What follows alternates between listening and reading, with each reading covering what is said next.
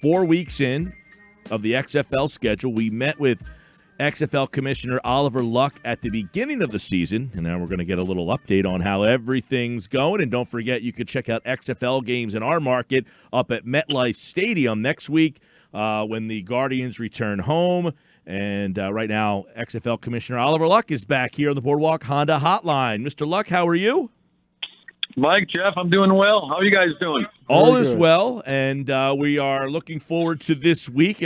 I like last week you had the Sunday night 7 o'clock game. This week you got a 9 o'clock game, it's like that cool thing to have football on a Sunday night. It kind of gives you that little nighttime sitting on the couch feel. Is that something that you guys, I know because it's in L.A., it's a 9 o'clock game, so it's neat to have that. But is that something you guys are watching to see how those games do?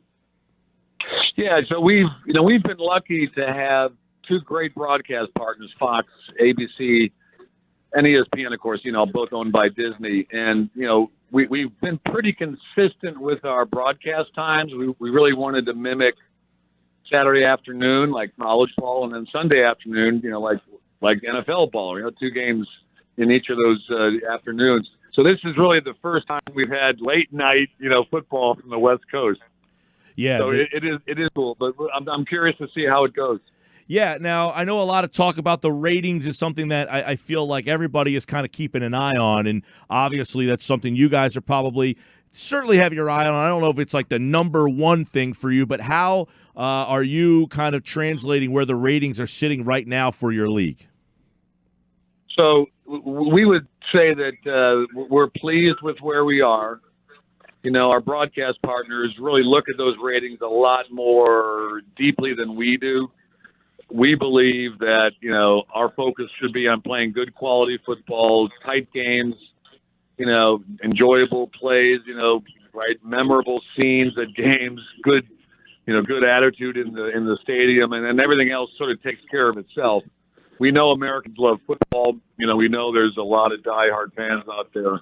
So, we think we're fine where we are, but to be honest, we don't really spend that much time with them.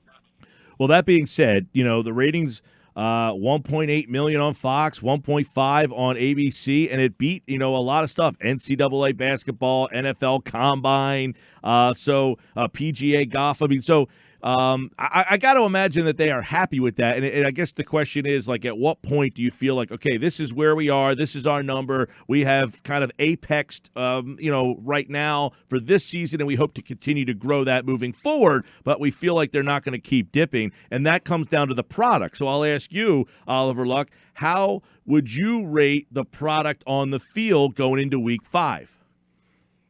I think the product's been solid. I think it's been good. Can we be better? Sure, right?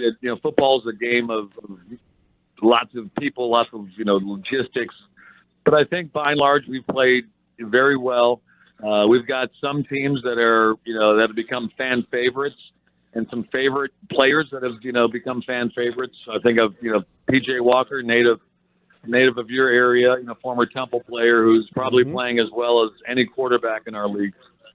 But then there's some guys like Jordan Teamu, or Nelson Spruce, a wide receiver from L.A. that are also playing really well. So, I think the quality's been good, but it'll get better, right?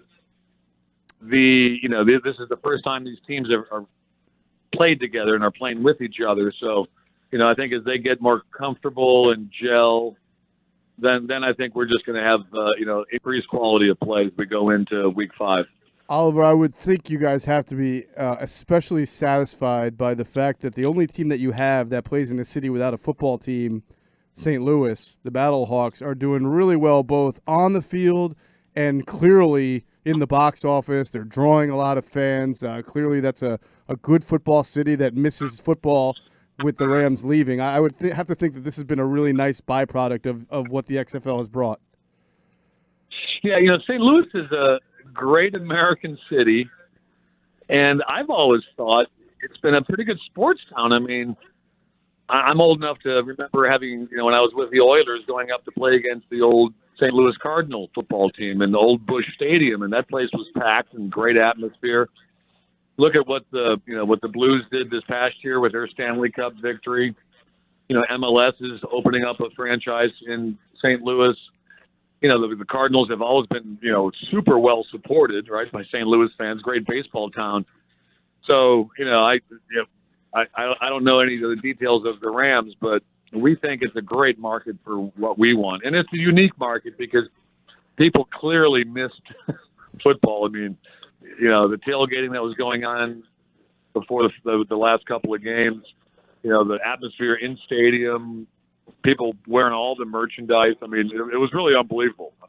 I almost felt like we did something positive, for the community spirit of that entire city, by giving them pro football that they could cheer for. Was there a thought when you were putting the XFL together of maybe having another city that didn't have an NFL team but was clearly maybe a football city, or like a San Antonio, something like that, where you thought it might flourish? Were there any thoughts to other cities that didn't have one?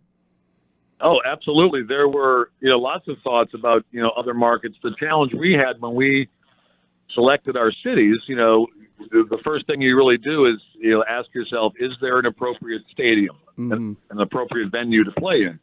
And if there is, you say to the city or the operator of that venue, can you guarantee us a certain number of dates in the spring, right? Mm-hmm. And, cities like San Antonio couldn't offer us any dates because they had, an Lions team there, or Orlando, right, or, you name it, right, in any of the other markets. And, you can't run a league without having, enough open dates that we can put a reasonable schedule together. Mm-hmm. So, that was one factor. But to be honest, we love the markets that we're in. They're cities that love pro football. We've been very fortunate with the weather so far. We've had beautiful days in terms of, temperature and no rain. And, and markets like Houston and Dallas are great. Tampa, New York, and D.C. So we're very happy with where we are. But I guess my point is a number of other cities were taken off the radar screen because they just couldn't offer us the dates.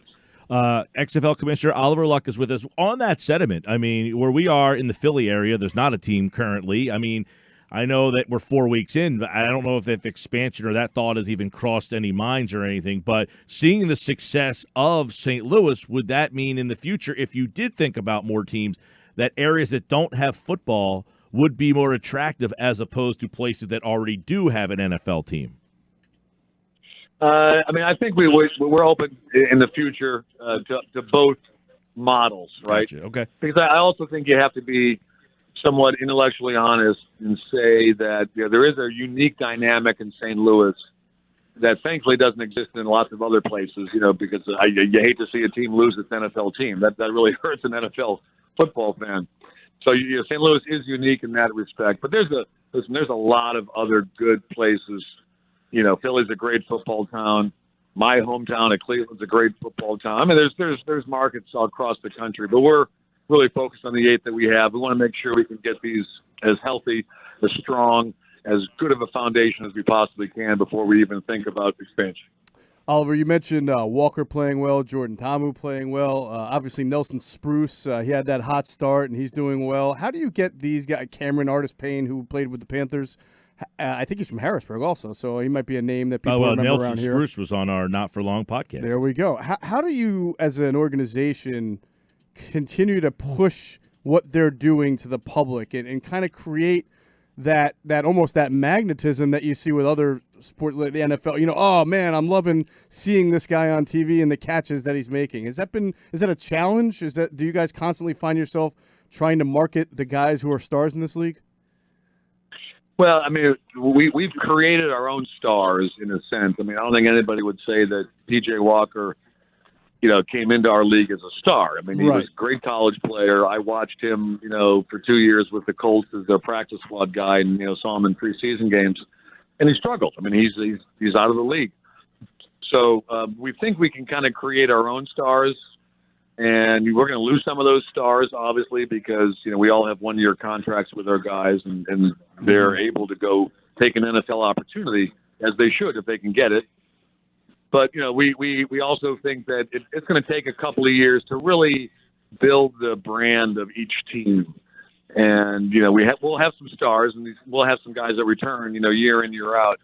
But we'll probably have a little bit more turnover, a little bit more fluidity on our rosters than you find maybe the NFL team. It's kind of like college, where a guy would leave right after 2 or 3 years of being a star. He's gone, but you still retain your love for that team. But you may be cheering on a different group of players. Yeah, I can't imagine how you had the inside intel there on a Colts quarterback. Well, I did have a source. A source that I trust. So let's put it that way. XFL Commissioner Oliver Luck is with us this weekend. Saturday, it's 2 and 5. ABC at 2, Fox at 5. And Sunday, it is a 3 o'clock game, FS1. And then Sunday night football on ESPN, 9 o'clock. For you there. And so far, I've been having a lot of fun with it. I will say the one thing you mentioned on Saturday, it's nice at 2 o'clock. I know, boom, I'm putting it in there. Obviously, as you're halfway through here, are there any – I mean, the last time this was around, there was changes going on in mid-season, and obviously you don't want to do that. But are there any things that you already are thinking about moving forward? Like, this is something we can possibly do, or that's something that we might want to try moving forward? Because I've already seen – some college teams are going to use your rules in the spring game, stuff like that. So, obviously, there's a lot of things you guys have already done that are being embraced by people. Yeah, so we spent a lot of time on our rule innovations, prior to year one, and we're seeing the results of that. There were a number of things that we left on the cutting room floor, so to speak, right? Ideas that we had about different things we could do with the game. So our plan is at the end of the season, take a step back, look at all the innovations that we had, make sure we met the metrics that we wanted to meet, and let's, start to consider, are there other things that we want to do for year two? So we're not there yet, obviously, but we want to continue to have the attitude. Let's take this great game that we have, pro football, and we'll try to make it just a little bit better. That's sort of the attitude that we have. So there are some fun things that we can look at doing. All right. Well, we appreciate you giving us an update halfway through this season this weekend. And, of course, again, Saturday 2 and 5, and then Sunday 3 and 9.